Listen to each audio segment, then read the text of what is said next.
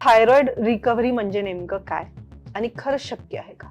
तुम्ही थायरॉइडच्या कुठल्याही प्रकारामध्ये असाल, तुम्हाला ही रिकव्हरी अगदी शक्य आहे. त्यामुळं माझ्या दृष्टीने रिकव्हरी म्हणजे सगळ्यात महत्त्वाचं. तुम्हाला थायरॉइडमध्ये असणारे जे काही सिम्पटम्स आहेत त्याच्यातून 100% मुक्ती मिळणं. पण रिव्हर्सल किंवा रिकव्हरी म्हणजे काय?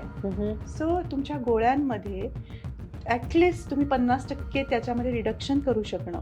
कारण कित्येक पेशंट्स हायपोथायरॉइडिझमचे आपल्याकडे येतात, त्यांची TSH लेवल 50, TSH लेवल जी 2.5च्या आसपास असावी असं म्हणतात. म्हणजे 0.5 to 5च्या आसपास असावी. ती 50 100 150 मी आतापर्यंतच्या केसेसमध्ये 213 इतक्या लेवलपर्यंत TSH लेवल वाढलेल्या बघितल्या आहेत. आतापर्यंत तुम्ही हजारो पेशंट्सना रिकव्हरीच्या या जर्नीमध्ये सामील केलेलं आहे, आनंदी आयुष्य दिलेलं आहे. अगदी. त्या रूट कॉजला हील करायचंय तर आपण 5 पिलर्स डेव्हलप केले.